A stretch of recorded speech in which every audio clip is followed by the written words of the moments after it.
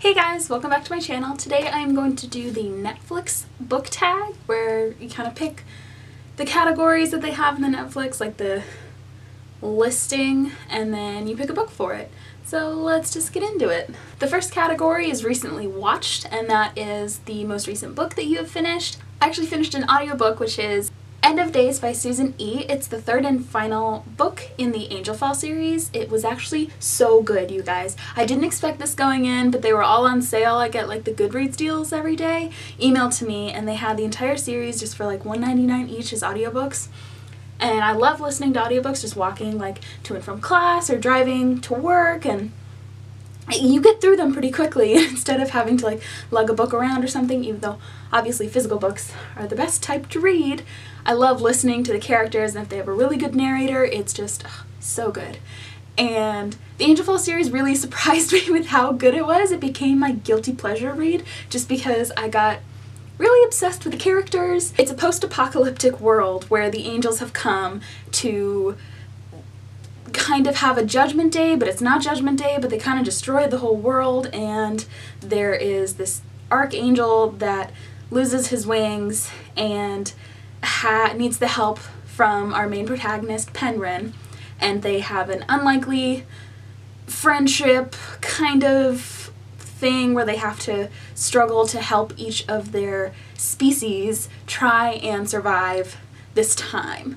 And there's some romance, there's a lot of action, there's just some really creepy creatures that are created during this angelic devastation, and it's just really cool. I gave it a 4 out of 5 stars, and I really liked it. The next one is Top Picks. Pick a book that was recommended to you based on a book that you read before. I chose The Black Prism from the Lightbringer series by Brent Weeks. This was kind of recommended if you like the Mistborn series, which I absolutely love. I'm still reading it, but it's so good. The world that was built and the magic system in that series was so cool, and this one is kind of a parallel. Not really. They have a really cool magic system where certain people who are given this ability, they can be a drafter of light. So you can be a single drafter and you can draft one color of the prism, or you can be a multi-drafter and draft a few different colors, or you can be the prism. You can't be. You're born into it. The prism controls all colors and has to find peace in the spectrum and to like make sure that the world doesn't go crazy, so he brings balance to the drafting of each different color, and it's super awesome. It's high fantasy, as you can see by the length of this book, and has really cool characters so far, and I don't know, like 20% through with it. I'm going to continue reading it. I'm very excited. Next category is recently added, and that will be the last book that you bought. And for me, that was Ready Player One by Ernest Cline. I picked this up at our local used bookstore for like $7, and it was kind of a steal because I almost bought it at Powell's the day before for like $15, and I decided to put it down. Right choice. I got it like 2 hours after it had come in, and yeah, it's again going on the TBR shelf. Next category is popular on Netflix. Pick one book that you have and one book that you haven't read that everybody is talking about. One book that I have read is Red Queen, and the one book that I haven't read is Illuminae by Amy Kaufman and Jay Kristoff. Red Queen is by Victoria Aveyard. It has been out for a while. The third and final book in the trilogy just came out. It was called King's Cage.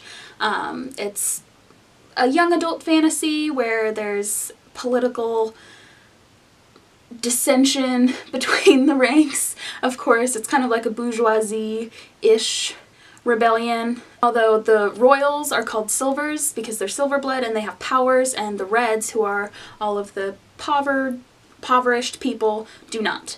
Although one red does, and things happen. Illuminae, obviously I've not read, so I don't know what the whole story is. I know that it's on a spaceship, it's sci-fi, and it's written in like case files and emails and cool like cryptic.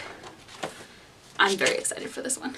Next category is comedies. Find a funny book. And I don't read a lot of comedic funny books just for fun. I really like high fantasy and adventure and a lot of things happening and intense worlds, so I went on my shelf and I picked up A Light in the Attic by Shel Silverstein. And if you are kind of in my generation, you obviously know we read these. They're just a collection of hilariously comedic poems, kind of a play on Dr. Seuss, but a little bit more to the morbid side of comedy, but in a classy way. It just brings back memories of childhood and hilariously unnoticed jokes that you find when you're an adult. Next category is dramas. Find a character who is a drama king. And I chose Captain Carswell Thorne from the Lunar Chronicles. He is so funny and has such a good character and heart and is hilarious and can make light of pretty much any situation, even when they are running from literally everybody on the planet and the moon and are trying to be killed in many different ways. And he just brings light to everything and is kind of just the like dreamy captain that everybody wants to be with, because he can just like make you smile and make you laugh and just be very charming, and I'm a fan. Next category is cartoons. Pick a book with cartoons on the cover.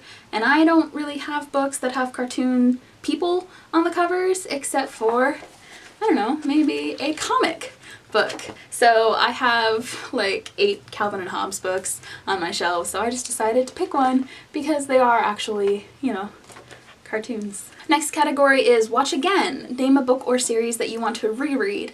And I would name Harry Potter, but I read Harry Potter every single summer anyway, so it doesn't really count. So I decided to go with The Name of the Wind by Patrick Rothfuss. I read this about 2-3 years ago, and then I went on to The Wise Man's Fear, but I haven't read it in so long, and it was so good. Like, I have that feeling that I know that it was so good, but it's also been a while and it's very, very long and a lot happened. So trying to remember all of the like little details has become a problem. And since Lin-Manuel Miranda picked it up to like put into production as a TV show or something, I don't know what he's gonna do with it. I need to read more on it.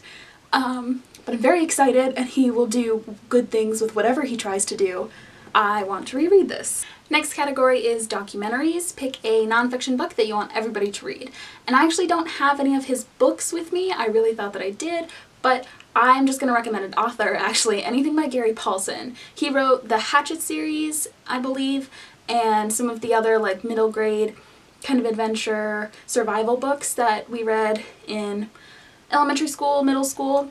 But he has also written so much about his life, and he is just an amazing person to begin with. He has led an incredible life of travels and adventures. He sailed part of the world, and he has one book that's just about all of the dogs that he's owned in his life, and their lives and how they passed, but how they helped him through different parts of his life and were able to give him new lessons and adventures. And I love his writing, and it's just something that I'd like everybody to partake in and enjoy. Next category is action and adventure. Pick an action-packed book. And you know, every book has action in it, like something's going on, there's some wars, there's some rebellions, things like that. And I was thinking, what is the most action-packed book that I own or have read?